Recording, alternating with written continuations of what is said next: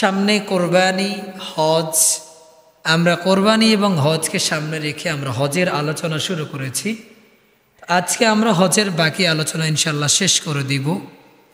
কোরবানি যেহেতু সামনে, একটা কথা মনে পড়ে যায়, সেটা হচ্ছে আমাদের দেশের অনেক বুদ্ধিজীবী আছে যারা বিভিন্ন সময় একটা স্লোগান আমাদেরকে দেয়। সেটা হচ্ছে তারা বলে যে ধর্ম যার যার, উৎসব সবার। ঠিক কিনা?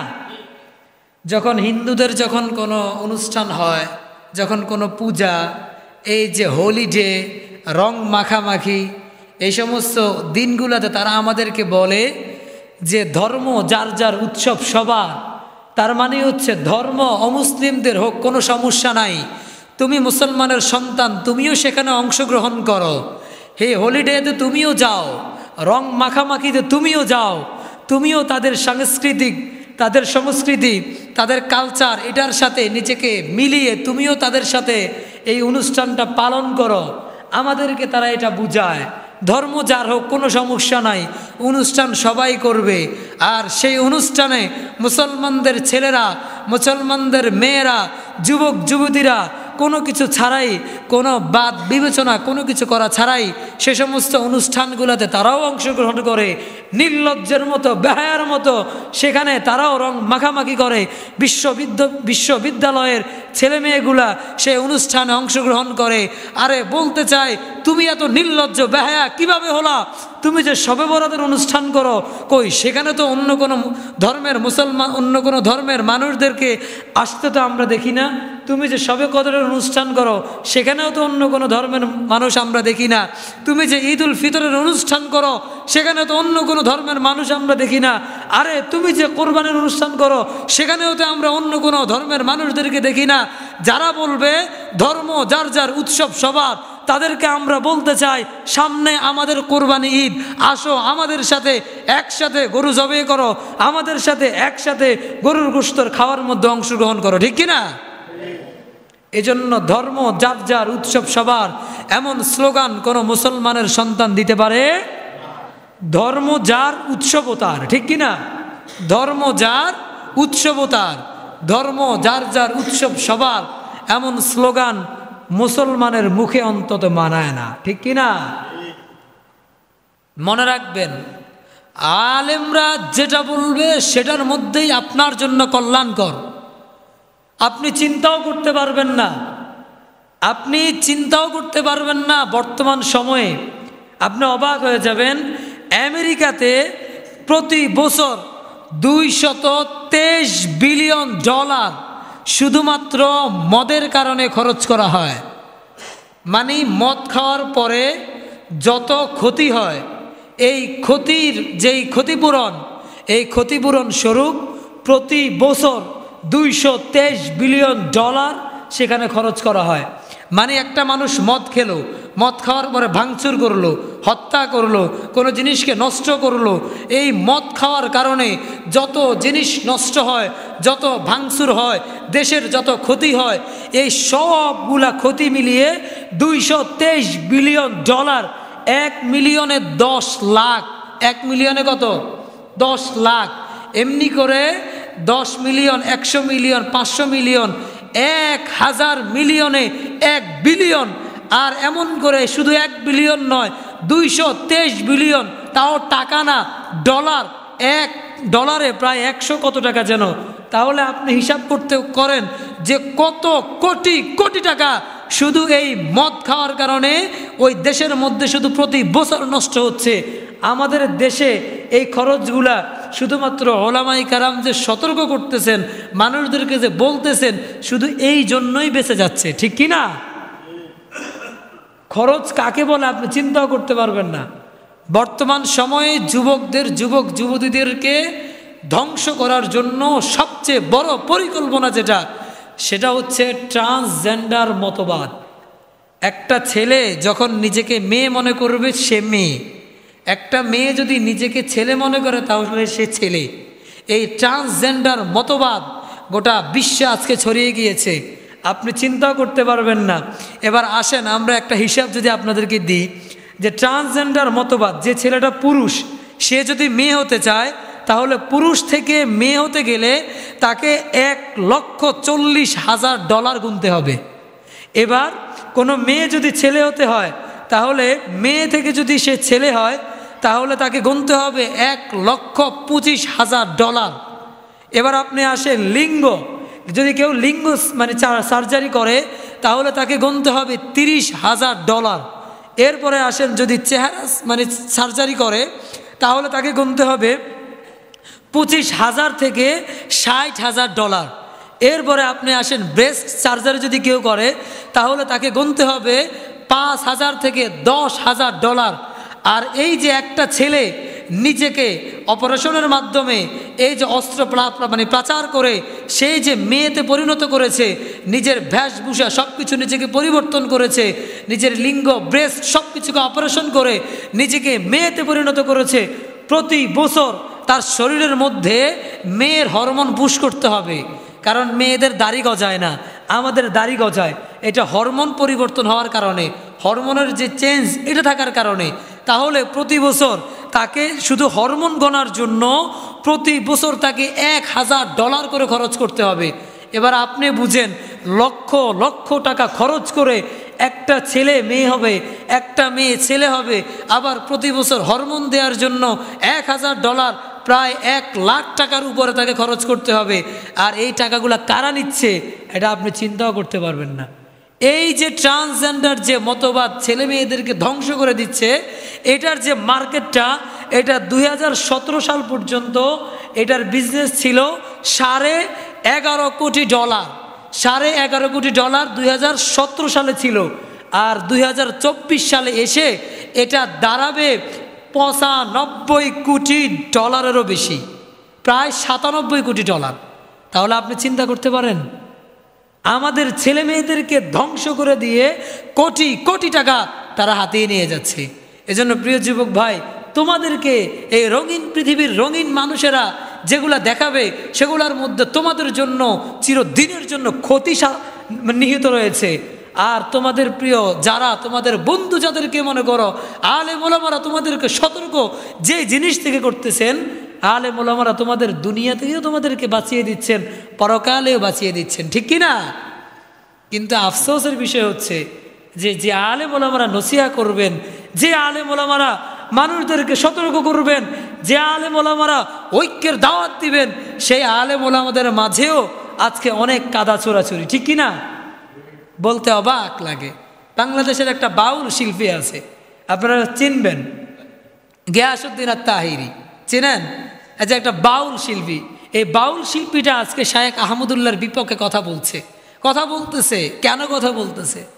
কারণ নবীর নবুয়তের যে দায়িত্ব, এই দায়িত্ব নিয়ে কিছুটা কথা কাটাকাটি হয়েছে, কিছুটা মিসআন্ডারস্ট্যান্ডিং হয়েছে, কিছুটা স্লিপ অফ টাং হয়েছে। এটা হতেই পারে, এজন্য এত বাড়াবাড়ি কেন? শায়েখ আহমদুল্লাহ বলেছে যে 40 বছর পূর্বে নবুয়তের দায়িত্ব ছিল না বা নবী ছিলেন না, একটা কথা মিস্টেক হতেই পারে। উনি যেটা বলতে চেয়েছেন, যেটা বুঝাতে চেয়েছেন, সেটা হয়তো আমরা বুঝি নাই, সেটা হয়তো এই বাউল শিল্পী বুঝে নাই, কিন্তু তাল মাতাল সব কিছু উল্টাপাল্টা করে ফেলতেছে, এই করতেছে সেই করতেছে, মানুষদেরকে কত ছোট। অথচ আমরা যদি বিষয়টাকে সহজ করে নিই যে নবীর নবুয়তের দায়িত্ব পৃথিবীর সৃষ্টির 50,000 বছর আগেই হয়ে গিয়েছে, ঠিক কি না? নবীকে আল্লাহ তাআলা নবুয়তের দায়িত্ব হয়তো 40 বছর পরে দিয়েছেন, উনি নবুয়তের দায়িত্ব হয়তো 40 বছর পরে পালন করেছেন, কিন্তু উনি যে একজন নবী এটার সিদ্ধান্ত পৃথিবীর হওয়ার 50,000 বছর আগে যিনি সিদ্ধান্ত দিয়ে দিয়েছেন তিনি কে? আরো জোরে বলেন না কেন তিনি কে? কারণ আল্লাহ তাআলা সর্বপ্রথম কলম সৃষ্টি করলেন। কি সৃষ্টি করলেন? বলেন। সর্বপ্রথম আল্লাহ কি সৃষ্টি করলেন? কলম। আমাদের তাকদীরে যা কিছু আছে সব কিছু আল্লাহ তাআলা পৃথিবী সৃষ্টি হওয়ার 50,000 বছর আগে করলেন। কারণ আল্লাহ তাআলা বলেন, কলমকে আল্লাহ তাআলা পৃথিবী সৃষ্টির 50,000 বছর আগে আল্লাহ বানালেন। আউয়ালু মা খালাকাল্লাহুল কলম, আল্লাহ তাআলা সর্বপ্রথম কলমকে সৃষ্টি করলেন। এই কলমকে সৃষ্টি করার পরে আল্লাহ বললেন উক্তুব, তুমি লেখো। কলমকে আল্লাহ বললেন লেখার জন্য বললেন। কলম আল্লাহকে প্রশ্ন করলেন, আল্লাহ তাআলা মাযা আকতুব, আমি কি লিখবো? আল্লাহ তাআলা কলমকে বললেন উকতুব মা হুয়া কাইনুন ইলা ইয়াউমিল কিয়ামা। আল্লাহ কলমকে বললেন কলম তোমাকে আমি আল্লাহ বানালাম, ওই কিয়ামত পর্যন্ত যত কিছু হবে তাকদীরের সব ব্যাপারগুলা তুমি পৃথিবীর 50,000 বছর আগেই লিখে ফেলো। সুবহানাল্লাহ। তার মানে হচ্ছে আপনার আমার তাকদীরে কি আছে, আমার ভাগ্যে কি আছে, নসিবে কি আছে, আমাদের কোনো চিন্তার কোনো কারণ নাই। কারণ পৃথিবীর সৃষ্টির 50,000 বছর আগে আমাদের তাকদীরের ব্যাপারে যিনি সব কিছু লিপিবদ্ধ করে দিয়েছেন তিনি কে?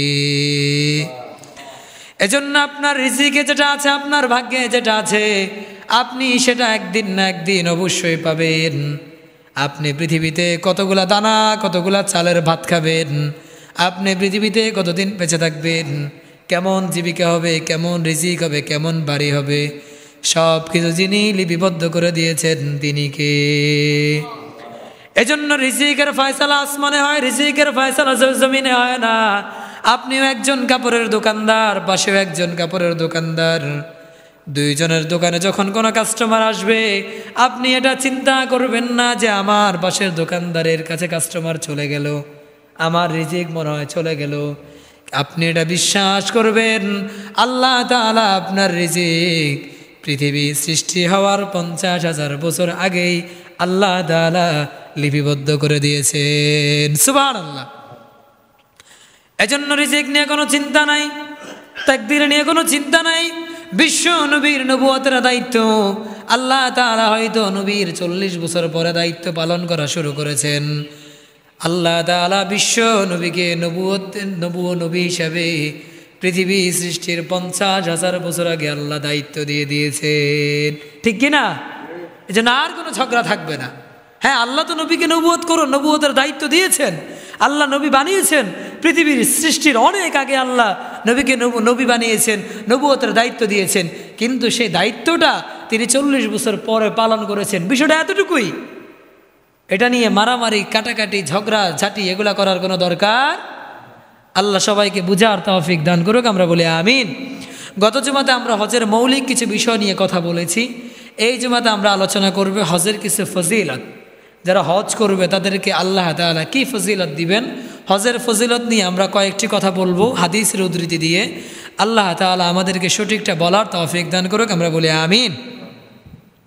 হজ যারা করবেন, আল্লাহর নবী হাদিসের বর্ণনায়, বুখারীর বর্ণনায় বলেন, আন নবী হুরায়রা রাদিয়াল্লাহু তাআলা আনহু قال قال রাসূলুল্লাহ সাল্লাল্লাহু আলাইহি ওয়াসাল্লাম, আল্লাহর নবী বলেন, মান হাজ্জা লিল্লাহি ফালাম ইয়ারফুস ওয়ালাম ইয়াফসুক রাজাআ কায়াউমিন ওয়ালাদাতহু উম্মুহু। খেয়াল করেন হাদিসের অর্থ। বুখারীর বর্ণনায় আল্লাহর নবী বলেন, মান হাজ্জা লিল্লাহি ফালাম ইয়ারফুদ ওয়ালাম ইয়াফসুক রাজাআ কায়াউমিন ওয়ালাদাতহু উম্মুহু।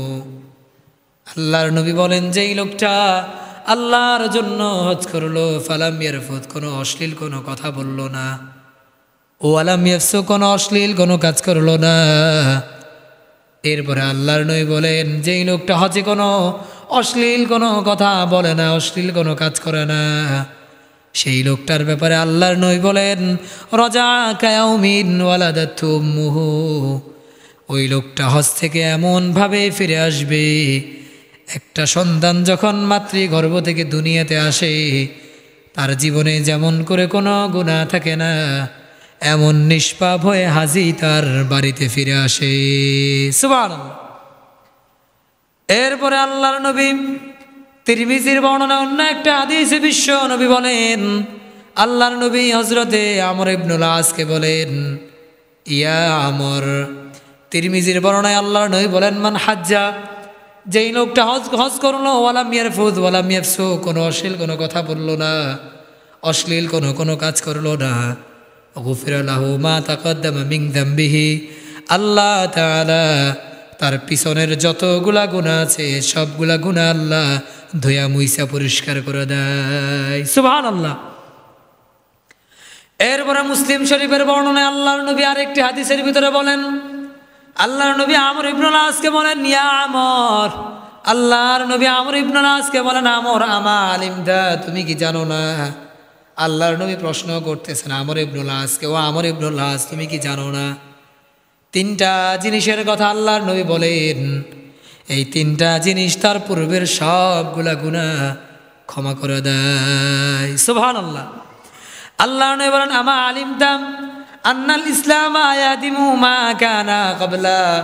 আল্লাহর নবী বলেন ও আমর ইবনুল আস, তুমি কি জানো না যেই লোকটা ইসলাম ধর্ম গ্রহণ করে, ইসলাম ধর্ম গ্রহণ করার সাথে সাথে পিছনের তামাম জিন্দেগির সব গুনাহগুলা যিনি ক্ষমা করে দেয় তিনি কে? তার মানে হচ্ছে আল্লাহর নবী বলেন ইসলাম যদি কেউ গ্রহণ করে তাহলে পিছনের সব গুনাহগুলা মাফ।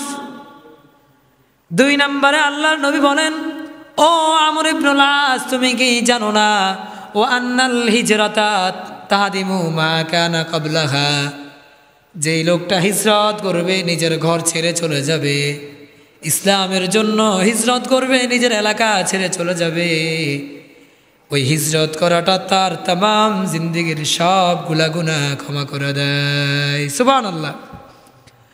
এজন্য নবীদের সিফাত হলো, নবীদের সুন্নাহ হলো, নবীদের কয়েকটা বৈশিষ্ট্যের মাঝে একটা বৈশিষ্ট্য হলো হিজরত করা। বিশ্ব নবীও হিজরত করেছেন, নিজের মাতৃভূমি মক্কা নগরীকে ত্যাগ করে কাঁদতে কাঁদতে মদিনায় চলে গিয়েছেন। আবার ওনার পিতা হজরতে ইব্রাহিম আলাইহিসসালামু ফিলিস্তিন, মিশর, সৌদি আরব সহ নানান জায়গায় হিজরত করেছেন। এজন্য আল্লাহর নবী যারা তারা যেমন করে হিজরত করেছেন, দুনিয়াতে আল্লাহর প্রিয় বান্দা যারা থাকবে তাদের জীবনেও দেখা যাবে অত্যাচারের কারণে, অপরাধের কারণে তাদের জীবনে দেখবেন মাজলুম হয়েও তারাও তাদের ভিটা মাটি ছেড়ে হিজরত করে চলে যেতে হয়, ঠিক কি না? নিজের বাড়িতে থাকতে পারে না, নিজের ঘরে থাকতে পারে না, এলাকাতে থাকতে পারে না, অথচ আমরা যদি খবর নিয়ে দেখি এই মানুষটার জীবনে আমরা কোনো অপরাধ দেখি না, চুরির কোনো অপরাধ নাই, ডাকাতির কোনো অপরাধ নাই, সমাজের বিনির্মাণের পিছনে কোনো অপরাধ নাই। এই নিরপরাধ মানুষগুলা সমাজের মধ্যে শুধু দিন কায়েম করার জন্য হিজরত করা লাগে। এজন্য মনে রাখবেন হিজরতকারী যারা হবে নবীদের সাথে যিনি হাসর দিবেন তিনি কে? মনে রাখবেন যে জমিনে মাজলুমের রক্ত ঝরে, যেই জমিনে মাজলুমের উপরে অত্যাচার করা হয়, যেই জমিনে মাজলুম যারা থাকে ওই জমিনের রাজত্ব মাজলুমদের হাতে যিনি দিয়ে দেয় তিনি কে? এজন্য আল্লাহর নবী বলেন 3টা কাজ মানুষের জীবনের সবগুলা গুনাহ ধুইয়া মুইছা পরিষ্কার করে দেয়।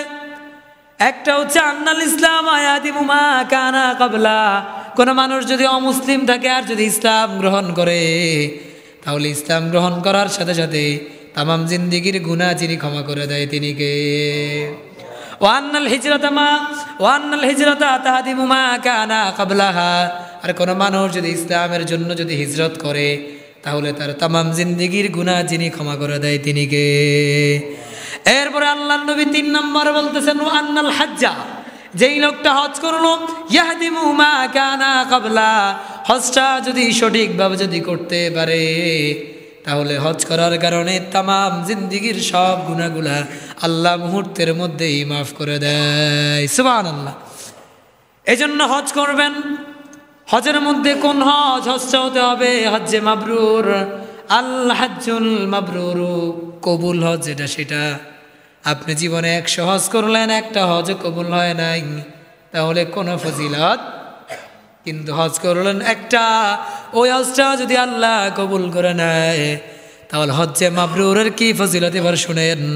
আল্লাহর নবীকে প্রশ্ন করা হলো, বুখারীর বর্ণনা, আল্লাহ নবীকে প্রশ্ন করা হলো সুইলা রাসূলুল্লাহ সাল্লাল্লাহু আলাইহি ওয়াসাল্লাম, আল্লাহর নবীকে প্রশ্ন করা হলো ইয়া রাসূলুল্লাহ আইয়ুল আমালি আফদল, এই যে আমরা আমল করি আমলের ভিতরে সবচেয়ে দামি আমল কোনটা? আল্লাহর নবী বলেন দামি আমল হলো 3টা। কয়টা? আরো জোরে বলেন। 1 নম্বর হচ্ছে ঈমানুন বিল্লাহি ওয়া রাসূলিহি। আল্লাহর নবী বলেন দামি আমল হলো, সবচেয়ে দামি আমল হলো 3টা। 1 নম্বর হচ্ছে ঈমানুন বিল্লাহি ওয়া রাসূলিহি, আল্লাহর উপরে এবং আল্লাহর নবীর উপরে ঈমান আনা, বিশ্বাস করা। এরপরে কিলা সুম্মা মাযা, এরপরে আল্লাহর নবীকে প্রশ্ন করা হলো ইয়া রাসূলুল্লাহ এরপরে 2 নম্বর দামি আমল কোনটা? আল্লাহর নবী বলেন আল জিহাদু ফি সাবিলিল্লাহ। আল্লাহর নবী বলেন 2 নম্বর আমল হচ্ছে আল জিহাদু ফি সাবিলিল্লাহ, আল্লাহর রাস্তায় জিহাদ করা। 3 নম্বর কিলা সুম্মা মাযা, আল্লাহর নবীকে প্রশ্ন করা হলো ইয়া রাসূলুল্লাহ 3 নম্বর দামি আমল কোনটা? আল্লাহর নবী বলেন হজ্জুন মাবরুরুন, 3 নম্বর দামি আমল হচ্ছে দুনিয়াতে হজ্জে মাবরুর করা। সুবহানাল্লাহ। তার মানে হচ্ছে 1 নম্বর দামি আমল কোনটা? আল্লাহর উপরে ঈমান। ইলা মসজিদিম মিন মাসাজিদিল্লাহ, আল্লাহর ঘরে সিজদা করার জন্য যেই লোকটা ঘর থেকে বের হলো ওই লোকটা আল্লাহর জিম্মায় চলে যায়। তার মানে হচ্ছে আজকের এখানে আপনারা যারা আছেন সবাইকে আল্লাহ আল্লাহর জিম্মায় নিয়ে নিছে। সুবহানাল্লাহ। এজন্য আল্লাহর জিম্মায় মুসল্লিরা চলে আসছে, ওনাদেরকে কষ্ট দেয়া যাবে না, কাউকে ঢেঙিয়ে সামনের কাতারে আসা যাবে, যেখানে আসছেন সেখানেই বসতে হবে, মুসল্লিদেরকে কষ্ট দেয়া যাবে না। এই জায়গায় কি পরিমাণ রহমত, এই জায়গায় কি পরিমাণ বরকত। যদি এটা দেখানোর কোনো মেশিন থাকতো তাহলে মানুষগুলা উপচে পড়া ভিড় আজকের এই মসজিদের মধ্যে হতো, ঠিক কি না? কিন্তু মসজিদে পর্যাপ্ত পরিমাণ মুসল্লি পাওয়া যায় না, আমরা লাভ বুঝি না। আল্লাহ নবী বলেছেন নাযালাত আলাইহিমুস সাকিনা, যেখানে মানুষগুলা কোরআনের কথা শুনে কোরআনের কথা বলে ওই জায়গায় বৃষ্টি যেমন করে বর্ষণ হয় ওই জায়গায় আল্লাহর রহমত আল্লাহ বর্ষণ করতে থাকে। সুবহানাল্লাহ। তার মানে হচ্ছে 3 শ্রেণীর মানুষকে আল্লাহ তাআলা আল্লাহর জিম্মায় নিয়ে নেয়। 1 নম্বর রাজুলুন খারাজা মিন বাইতিহি ইলা মসজিদিম মিন মাসাজিদিল্লাহ, যেই লোকটা নিজের ঘর থেকে মসজিদের দিকে বের হলো সিজদা করার জন্য, ওই লোকের কোনো চিন্তা নাই ওই লোককে যিনি আল্লাহর জিম্মায় নিয়ে নিলেন তিনি কে? 2 নম্বরে আল্লাহর নবী বলেন ওই লোকটা আল্লাহর জিম্মায় চলে যায়। ওয়া রাজুলুন খারাজা গাজিয়ান ফি সাবিলিল্লাহ, যেই লোকটা জিহাদের ময়দানে যুদ্ধ করার জন্য বের হয় ওই লোকটাকে আল্লাহর জিম্মায় যিনি নিয়ে নেয় তিনি কে? 3 নম্বর হচ্ছে ওয়া রাজুলুন খারাজা মিন বাইতিহি হাজ্জান, যেই লোকটা হজ করবে। ওয়া রাজুলুন খারাজা হাজ্জান, যেই লোকটা হজের জন্য বের হয় ওই লোকটাকে আল্লাহ তাআলা আল্লাহর জিম্মায় নিয়ে নেয়। সুবহানাল্লাহ। তার মানে হচ্ছে আল্লাহর জিম্মায় যারা হাজি তারা আল্লাহর জিম্মায় চলে যায়। এবার 5 নম্বর হচ্ছে যারা হজ করবে তাদেরকে আল্লাহ আল্লাহর প্রতিনিধি হিসেবে কবুল করে নেয়। সুবহানাল্লাহ। আল্লাহর নবী বলেন ক্বালা রাসূলুল্লাহ সাল্লাল্লাহু আলাইহি ওয়াসাল্লাম, 3 শ্রেণীর মানুষকে আল্লাহ আল্লাহর প্রতিনিধি করে দেয়। কয় শ্রেণী? আরো জোরে বলেন, সবাই বলেন, আওয়াজ হয় নাই। 3 শ্রেণীর মানুষকে আল্লাহ তাআলা আল্লাহর প্রতিনিধি করে দেয়। 1 নম্বর হচ্ছে আল গাজী ফি সাবিলিল্লাহ, যেই লোকটা জিহাদ করার জন্য আল্লাহর রাস্তায় বের হলো ওই লোকটাকে আল্লাহ তাআলা আল্লাহর প্রতিনিধি করে দেয়। 2 নম্বর হচ্ছে আল হাজ, যেই লোকটা হজ করবে হাজি যে তাকে আল্লাহ আল্লাহর প্রতিনিধি করে দেয়। 3 নম্বর হচ্ছে ওয়াল মুতামির, যেই লোকটা উমরা পালন করে উমরা পালনকারীকে আল্লাহ তাআলা নিজের প্রতিনিধি করে দেয়। এবার আল্লাহ রাসূল কি বলে শুনেন, কত চমৎকার কথা। দাআহুম ফাজাবু, আল্লাহ তাআলা তাদেরকে ডাক দিলেন আসো হজে আসো, তারা হজে গেল। আল্লাহ ডাক দিলেন জিহাদে আসো, তারা জিহাদে গেল। আল্লাহ ডাক দিলেন উমরায় আসো, তারা উমরা পালন করার জন্য গেল। দাআহুম ফাজাবু, আল্লাহ তাদেরকে ডাক দিলেন, তারা আল্লাহর ডাকে সাড়া দিল। এবার আল্লাহর নবী বলেন সাআলুহু ফাআতাহুম, আল্লাহ যে তাদেরকে ডাক দিল তারা যে সাড়া দিল। এবার আল্লাহর নবী বলেন তারা আল্লাহর কাছে যেটাই চায় সাআলুহু ফাআতাহুম, তারা আল্লাহর কাছে যেটা চাইবে আল্লাহও তাদেরকে সেটা দিয়া দিবে। তার মানে হচ্ছে হজে যদি কেউ যদি যায় তাহলে হজকারীকে উমরা আদায়কারীকে যিনি আল্লাহর প্রতিনিধি করে নাই তিনি কে? এবার বলেন তো হজে গেলে মানুষ তালবিয়া পাঠ করে না? আপনি হজে গেলেন তালবিয়া পাঠ করলেন লাব্বাইক আল্লাহুম্মা, বলেন বলেন লাব্বাইক আল্লাহুম্মা লাব্বাইক লা শারীকা লাক লাব্বাইক ইন্নাল হামদা ওয়ান নি'মাতা লাকা ওয়াল মুলক লা শারীকা লাক লাব্বাইক। আল্লাহর নবী বলেন আপনি হজে গেলেন, এই তালবিয়াটা আপনি পাঠ করলেন, কি ফজিলত।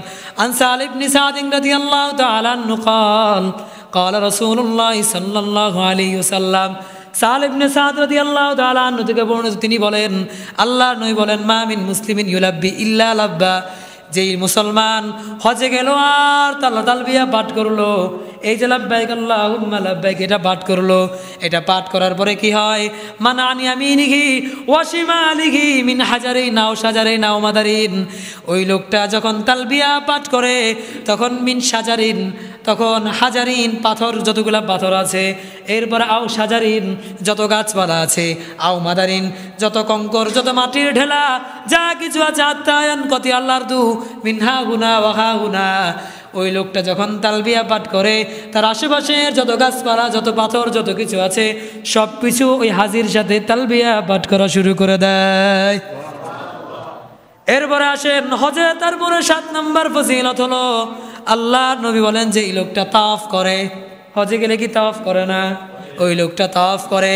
আল্লাহর নবী বলেন আন ইবনে আব্বাস রাদিয়াল্লাহু তাআলা আনহু قال قال رسول الله صلى الله عليه وسلم من طاف بالبيت 50 মাররাতান, আল্লাহর নবী বলেন যেই লোকটা আল্লাহর ঘরে গেল আর 50 মাররাতান, যেই লোকটা 50 বার তাওয়াফ করলো, কতবার, আরো জোরে বলেন, ওই লোকটা খারাজা মিন দুনুবিহি কায়াউমি ওয়ালাদাতু উম্মুহু, ওই লোকটা তার গুনাহ থেকে এমন ভাবে বের হয়ে আসলো, কায়াউমি ওয়ালাদাতু উম্মুহু, যেই দিন মাতৃগর্ভ থেকে দুনিয়াতে আসলো, ওই দিন যেমন করে নিষ্পাপ হয়ে যেমন দুনিয়াতে আসছে, ওই দিনের মতো আল্লাহ তাকে নিষ্পাপ করে তারপরে হজ থেকে বাড়িতে ফিরিয়ে দেয়। সুবহানাল্লাহ। এরপরে আরেকটি হাদিস আমরা শুনবো, আল্লাহর নবী বলেন যে এই লোকটা হজে গেল, হজে গিয়ে যদি কোনো মানুষ যদি মারা যায় তাহলে ওই লোকের ব্যাপারে আল্লাহর নবী বলেন, দেখেন কি ফজিলত। হযরত আবু হুরায়রা থেকে বর্ণিত, তিনি বলেন আন নবী হুরায়রা রাদিয়াল্লাহু তাআলা আনহু قال قال رسول الله صلى الله عليه وسلم, এখানে ওই 3 শ্রেণীর মানুষের কথা বলা হলো। মান খারাজা হাজ্জান, যেই লোকটা হজ করার জন্য বের হলো, আও মুতামিরান অথবা আও গাজিয়ান, অথবা যুদ্ধের জন্য বের হলো, জিহাদের ময়দানে যাবে, তার মানে হচ্ছে হাজি, ওমরা পালনকারী আর জিহাদকারী, 3 শ্রেণীর মানুষ যদি ঘর থেকে বের হয়, এরপরে সুম্মা মাতা ফি তরিকিহি, এরপরে যদি পথের মধ্যে যদি মারা যায় কিংবা সেখানে মারা যায়, এরপরে আল্লাহ তাআলা, আল্লাহর নবী বলেন কাতাবাল্লাহু লাহু আজরাল গাজি ওয়াল হাজি ওয়াল মুতামিরি, এই যে কাতাবাল্লাহু লাহু আজরাল গাজি ওয়াল হাজি ওয়াল মুতামিরি, এই যে হজ করার জন্য বের হলো হাজি অথবা উমরা পালনকারী অথবা জিহাদ আদায়কারী, এই 3 জন মানুষ যদি পথে যদি মারা যায় তাহলে ইলা ইয়াউমিল কিয়ামা কাতাবাল্লাহু লাহু আজরাল গাজি ওয়াল হাজি ওয়াল মুতামিরি ইলা ইয়াউমিল কিয়ামা, ওই হাজির প্রতিদান আল্লাহ তাআলা কিয়ামত পর্যন্ত লিখতে থাকবেন। সুবহানাল্লাহ। তার মানে হচ্ছে হজের অনেক অনেক ফজিলত রয়েছে, আর অনেক লম্বা আলোচনা রয়ে গেছে। সর্বশেষ একটা হাদিস শুনে আমরা শেষ করে দেব। আল্লাহর নবী বলেন যে এই লোকটা হজ না করবে তার কি শাস্তি। আরো 2টা ফজিলত বলি। আপনি যখন হজে যাবেন, আপনি যে হাজরা আসওয়াদকে চুমু দিবেন, এটার ফজিলত আছে না নাই? কিয়ামতের ময়দানে আল্লাহর নবী ক্বালা রাসূলুল্লাহ সাল্লাল্লাহু আলাইহি ওয়াসাল্লাম ফিল হাজারি, আল্লাহর নবী হজরে আসওয়াদ সম্পর্কে বলতে গিয়ে আল্লাহর নবী বলেন যে ওয়াল্লাহি লা ইয়াবাসান্নাল্লাহু ইয়াউমাল কিয়ামা, কিয়ামতের ময়দানে আল্লাহ তাআলা ওই হজরে আসওয়াদটাকে উপস্থিত করবেন। এরপর আল্লাহ তাআলা লাহু আইনানে, তাকে 2টি চক্ষু দিবেন, ইউবসিরু বিহিমা, ওই হজরে আসওয়াদটা ওই 2টি চক্ষু দ্বারা দেখবে। এরপরে আল্লাহর নবী বলেন ওয়ালিসানুন, একটি জিহ্বা দিবেন, ইয়ানতিকু বিহি, ওই হজরে আসওয়াদ ওই জিহ্বা দিয়ে কথা বলবে। এরপরে ইয়াশহাদু আলা মান ইসতালামাহু বিহাক্কিন, হজরে আসওয়াদটা দুনিয়াতে যে সমস্ত মানুষগুলা ন্যায় নিষ্ঠার সাথে মোহাম্মত করে হজরে আসওয়াদটাকে ধরেছে, চুম্বন করেছে, এরপরে আদর করেছে, কিয়ামতের ময়দানে ওই হজরে আসওয়াদটা আপনার জন্য আল্লাহর কাছে সাক্ষী দিবেন। সুবহানাল্লাহ। তার মানে হচ্ছে হজের আরো অনেক অনেক ফজিলত আছে। আরেকটা কথা বলি, মানুষ যখন হজে যায়, একজন হাজি যখন হজ থেকে ফিরে আসে, বাংলাদেশের মানুষগুলো তাকায় থাকে, আমার জন্য কি আনবে? তাসবি আনবে না মশলা, আতর, খেজুর, এইটা সেটা? অথচ আল্লাহ নবী বলেছেন না না, যখন তুমি কোনো হাজির সাথে যখন দেখা করতে যাবা তখন এগুলা চাওয়া যাবে না, ডিমান্ড করা যাবে না। তখন তুমি কি ডিমান্ড করবা? আল্লাহর নবী বলেন, আন আব্দুল্লাহ ইবনে আমর রাদিয়াল্লাহু তাআলা আনহু قال قال رسول الله صلى الله عليه وسلم اذا لقيت الحاجة, যখন কোনো হাজির সাথে যখন সাক্ষাৎ করবা, দেখা করবা, তখন তোমাদের কাজ হলো দুইটা। এক নাম্বার ফাসাল্লিম আলাইহি ওয়াসাফিহু, এক নাম্বার কাজ হচ্ছে হাজিকে সালাম দিবা, মুসাফা করবা। দুই নাম্বার কাজ হচ্ছে ওয়ামুরহু আইয়াস্তাগফিরা লাকা, তখন তোমরা তার কাছে দুই নাম্বার কাজ হচ্ছে আইয়াস্তাগফিরা লাকা ওয়ামুরহু আইয়াস্তাগফিরা লাকা, তার কাছে রিকোয়েস্ট করবা সে যেন তোমার জন্য যেন ক্ষমা প্রার্থনা করে। কাবলা আইয়া দখলা বাইতাহু, সে যেন আল্লাহর ঘরে যাওয়ার আগে যেন তোমার জন্য আল্লাহর কাছে সে যেন প্রার্থনা করে।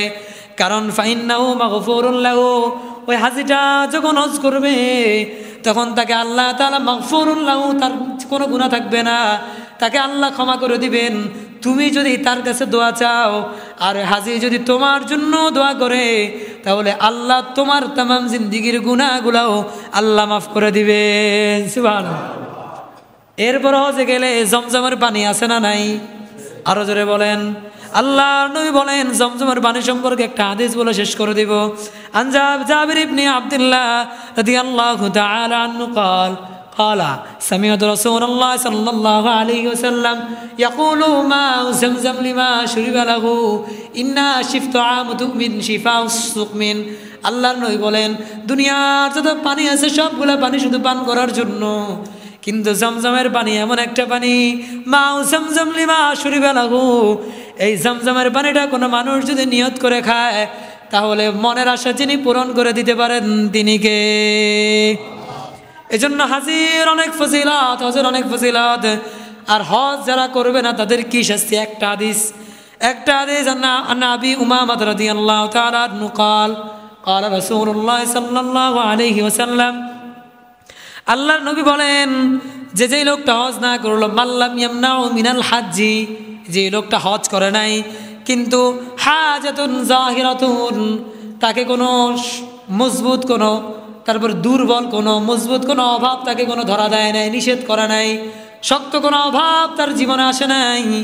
দুই নম্বর হচ্ছে সুলতানুন জাহিরুন, কোনো অবাধ্য কোনো সুলতান কোনো বাদশাহ কোনো খারাপ কোনো শাসক তাকে বাধা দেয় নাই, কোনো মন্দ কোনো শাসক তাকে বাধা দেয় নাই। তিন নম্বর হচ্ছে আওমারাদুন হাবিসুন, শক্ত কোনো অসুস্থতা তাকে কোনো গ্রাস করে নাই। তার মানে হচ্ছে তিনটা কাজ। কয়টা? বলেন কয়টা? এক নম্বর হচ্ছে হাজাতুন জাহিরাতুন, কোনো শক্তিশালী কোনো প্রয়োজন তাকে বাধা দেয় নাই। আও সুলতানুন জাগিরুন, কোনো খারাপ কোনো শাসক তাকে বাধা দেয় নাই। আও মারাদুন হাবিসুন, কিংবা কোনো জটিল কোনো রোগে তাকে বাধা দেয় নাই। তার সে হজ না করলো, ফামাদা মৃত্যুবরণ করলো, হজ করে নাই। এরপরে ওয়ালাম ইয়াহুজ্জা, হজ না করে মৃত্যুবরণ করেছে। এরপরে আল্লাহ নবী বলেন ফালিয়ামুত ইনশা ইয়াহুদিয়া ওয়া ইনশা নাসরানিয়া, তার ইচ্ছা সে কি ইয়াহুদি হয়ে মরলো নাকি নাসরা হয়ে মরলো, আমি বিশ্ব নবীর কোনো দায়ভার নাই। নাউযুবিল্লাহ। তার মানে হচ্ছে হজ না করলে কঠিন থেকে কঠিন শাস্তির কথা আল্লাহর নবী জানিয়েছেন।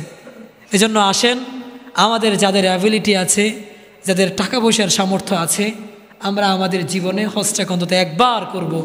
আল্লাহ আমাদের সবাইকে